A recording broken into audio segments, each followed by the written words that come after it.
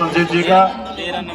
अब मैं अनुरोध करूंगा जिला जींद से एक अच्छी क्रांतिकारी आवाज हमारी अनिल लाठर जी, वो मंच पर आए और अपने विचार रखें। अनिल लाठर जी देर आए दुरुस्त आए, लेकिन विचारों में कोई कमी नहीं। आज होगा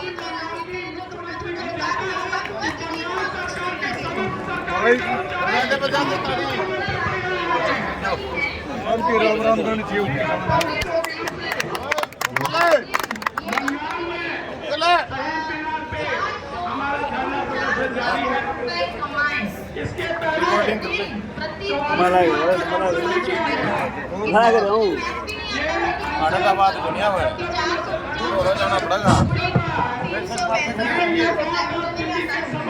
आदर व सम्मान के योग हरियाणा प्रदेश के कोने कोने से आए हुए यहाँ पर सभी सरपंच साथियों व सरपंच बहनें और हमारे प्रदेश के अध्यक्ष श्री रणबीर सिंह गिल जी समेण जी और हमारे जिला के अध्यक्ष सुधीर बुवाना जी व जींद ब्लॉक एसोसिएशन के प्रधान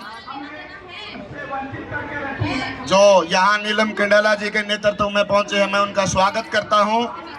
और भाई साहब, ये आपको मैं बताना चाहता हूं प्रदेश अध्यक्ष जी, आपने ग्रुप में डालने का काम किया था कि 500 से ज़्यादा सरपंच परमिशन नहीं मिली है, इसलिए वहाँ ज़्यादा ना आए, ओनली सरपंच यहाँ पहुँचने का काम करें।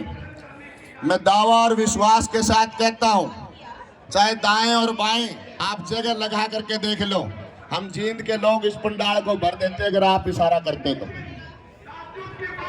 और जो हरियाणा प्रदेश की सरकार ने जो आज के दिन सरपंच के साथ हालात पैदा करने का काम किया है, मेरी एक आपके चरणों में गुजारिश है सभी सरपंचों की, जैसे एक बूथ और 10 यूथ भारतीय जनता पार्टी के लोग अपना संगठन बना रहे हैं, इसी तरीके से सभी सरपंच सभी मेंबरों को साथ में लेकर के एक बूथ और 30 यूथ, उसमें चाहे महिला हो, चाहे युवा साथी हो, पुरुष हो, आप इस तरीके से बनाने का काम करो ताकि सरकार का कलेश काटने का काम करें।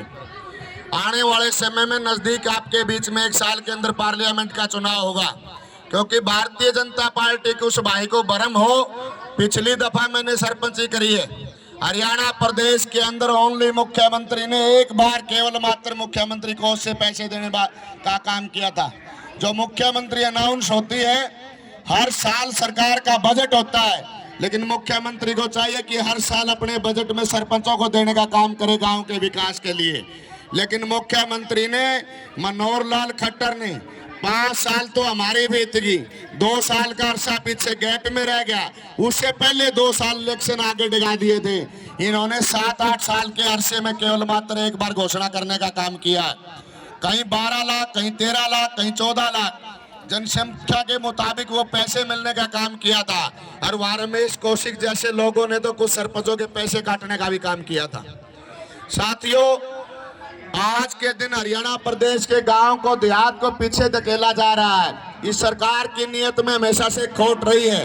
ये उत्तर प्रदेश के अंदर ये सरकार चुनाव की लड़ाई लड़ती है तो हिंदू मुसलमान का नारा देती है, गुजरात के अंदर जाती है तो पाटीदार लोगों को लड़ाने का काम करती है।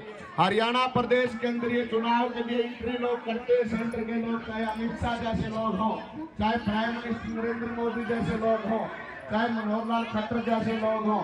जब ये हरियाणा की पावन धरती पर एंट्री करते हैं तो हरियाणा में जाट नॉन जाट को लड़ाने का काम करते हैं, राजस्थान के अंदर गुर्जर व मीणों को लड़ाने का काम करते हैं।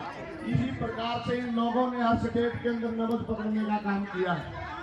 जहाँ क्षेत्र की लड़ाई होती है वहाँ क्षेत्रवाद का नारा देते हैं, जहाँ जाति की लड़ाई हो जाति का नारा देते हैं, जहाँ धर्म की लड़ाई हो धर्म का नारा लेकर के आपके बीच में मतभेद पैदा करके वोट हथियाने का काम करते हैं।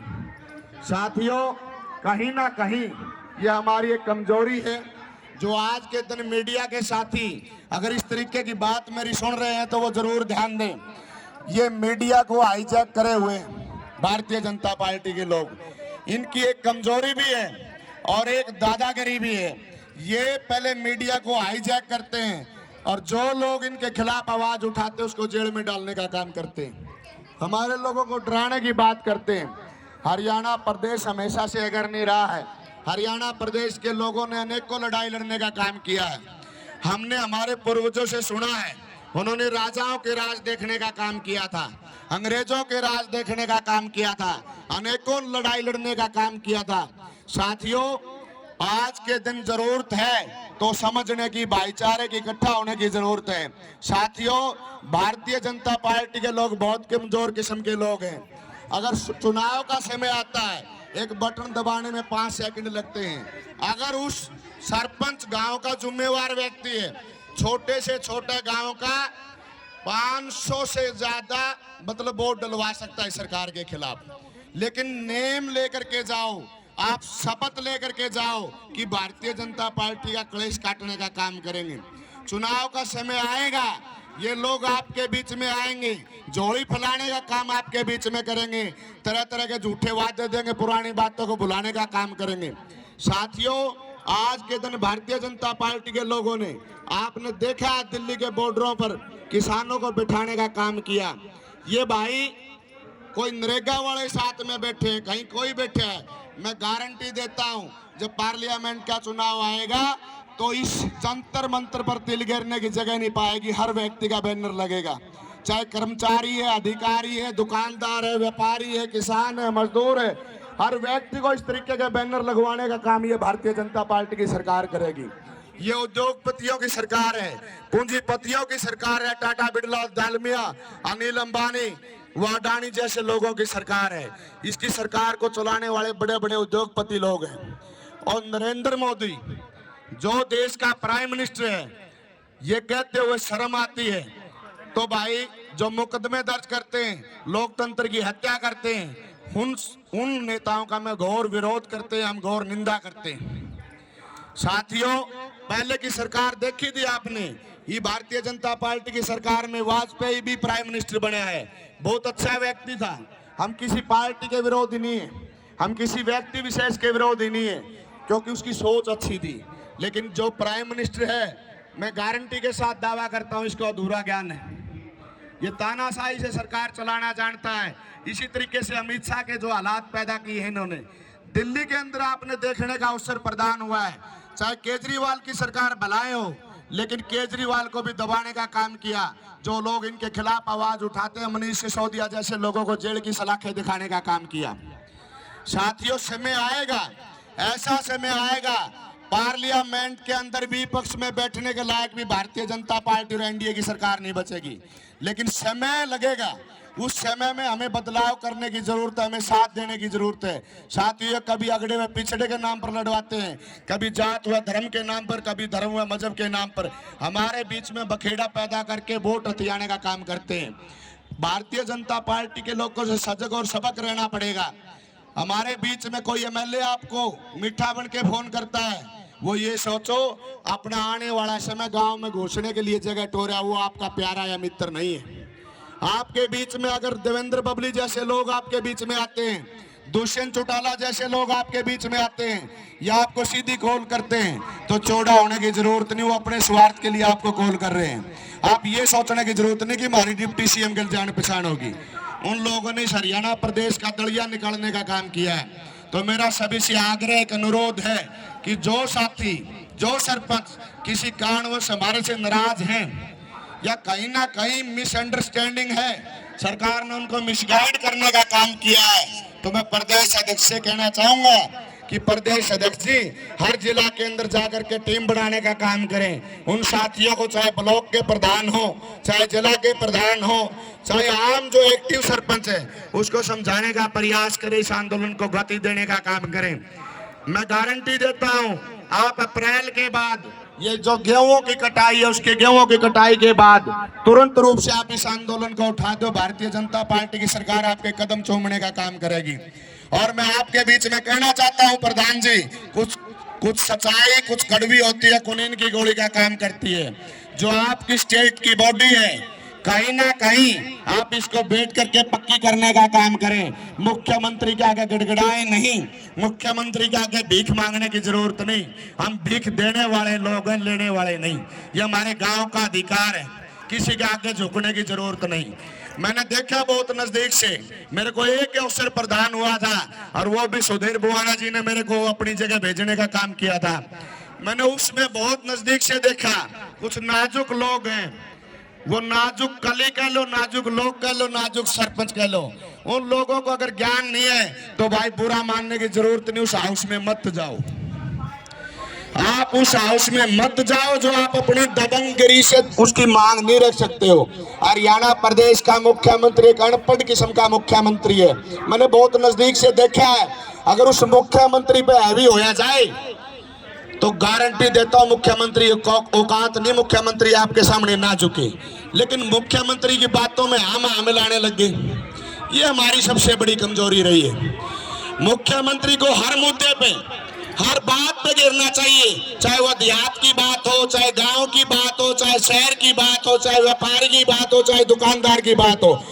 मुद्दा हम सरपंच का अवश्य लेकर के जाते हैं। मैंने एक मुद्दा उठाया था भाइयों, मेरी पिछली योजना में पीएम आवास योजना के पैसे संदीप प्रधान जी बैठे हैं पूर्व में हमारे, वो आज तक पैसे नहीं डले। 10 भाई मेरी आवाज में आवाज उठाते तो गारंटी से वो मुख्यमंत्री झुकता। अगर नब्ज पकड़ने की जरूरत है, कहीं मुख्यमंत्री कमजोर है, उस मुद्दे पे क्यों नहीं साथ देते भाई? हमारी लड़ाई अकेली लड़ाई, ये ई टेंडरिंग वाली लड़ाई नहीं, हमारी लड़ाई इनके विचारों के साथ है। हम किसी पार्टी के विरोधी नहीं, भारतीय जनता पार्टी के विचारों के विरोधी हैं। हम किसी व्यक्ति विशेष के विरोधी नहीं, जननायक जनता पार्टी के विचारों के विरोधी हैं, गलत नीतियों के विरोधी हैं। हम इनकी गलत नीतियों का विरोध करते हैं। अगर ये अच्छे काम करेंगे, अच्छी नीति लागू करेंगे तो उनका अनुसरण करने का काम करेंगे, वो भी हम इनको मौका देने का काम करेंगे। लेकिन ऐसी क्या जरूरत आन पड़ी? भारतीय जनता पार्टी के लोगों को गांव में जूते मारे जा रहे हैं। आज तो सरपंचों का मामला है, क्या किसान भी चोर थे? ये लोग हमारे को चोर बोलते हैं, ओछी मानसिकता की बात करते हैं और ये विपक्ष के लोगों की सदस्यता रद्द करने का काम करते हैं। प्राइम मिनिस्टर जी, अगर सदस्यता रद्द करनी है तो आपके सांसद और विधायकों की करो। सबसे ज्यादा बिगड़े बोल तो भारतीय जनता पार्टी, जननायक जनता पार्टी के मंत्री एमएलए एमपीओ के हैं, आप उनकी सदस्यता रद्द करने का काम करो। आप हो सकता है राहुल गांधी कहीं ना कहीं कमजोर है, कहीं ना कहीं उसका पूर्ण परिपक्व ज्ञान नहीं हो धरातल का, लेकिन भारतीय जनता पार्टी के लोगों ने सोचना चाहिए, आम जनता को राहुल गांधी से ज्यादा ज्ञान है, धरातल की जनता को ज्ञान है, गांव का ज्ञान है, देहात का ज्ञान है, शहर का ज्ञान है। लेकिन उन व्यक्तियों को कहां तक दबाओगे? अकेला राहुल गांधी नहीं, अनेकों राहुल गांधी इस देश के अंदर खड़े होंगे। और मैं किसी पार्टी विशेष से नहीं हूं, मैं सच्चाई बात कहता हूं। साथियों, जो इस लोकतंत्र में आवाज उठाता है, लोगों की सरकार लोगों के द्वारा लोगों के लिए चलाई जाए, वो सरकार होती थी। आज के दिन लोकतंत्र की हत्या कर रहे हैं। जो व्यक्ति सरकार का विरोध करता है उसको दबाते जा रहे हैं, उद्योगपतियों को वो शरण देते जा रहे हैं, आम गरीब आदमी गरीब होता जा रहा है। आज फैमिली आईडी ने अनेकों, मैंने ये मुद्दा भी उठाया था, हमारे प्रदेश के अध्यक्ष बता देंगे कि मैं कहां से दिव्यांग हूं, मेरी फैमिली आईडी में दिव्यांग दिखाया हुआ है। ये मुख्यमंत्री को मैंने बखूबी कहा था, एक मुख्यमंत्री को मैंने बखूबी ये बात भी कही, मुख्यमंत्री जी आप एससी-बीसी को आरक्षण देने की बात करते हो, आप एससी-बीसी को उठाने की बात करते हो। हरियाणा प्रदेश के अंदर जो लोग टेंडर लेकर के आएंगे वो दबंग किस्म के लोग होंगे।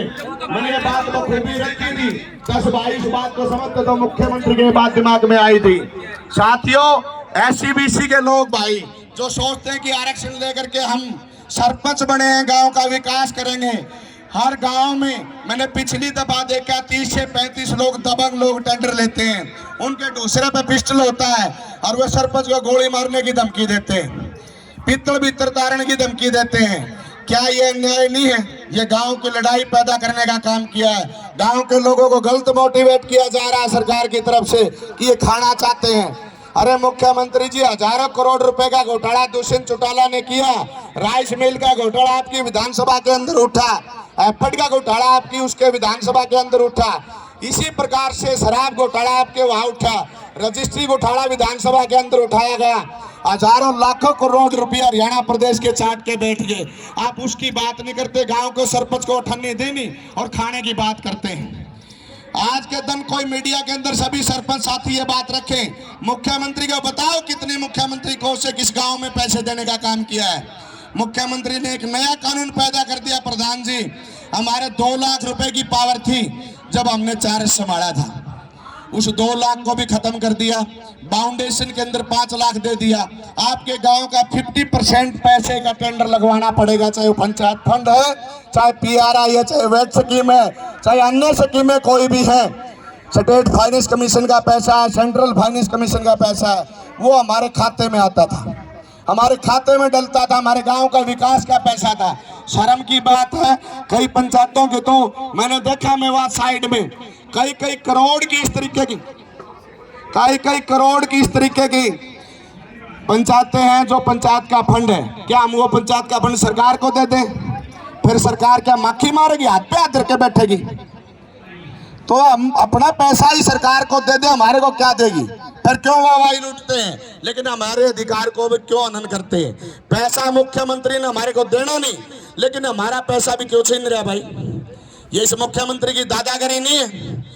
मुख्यमंत्री चाहे डिप्टी CM है, ये लोग बड़े चाटुकार लोग हैं और स्वार्थ के लिए, चाहे जननायक जनता पार्टी के लोगों के लिए सुन लो,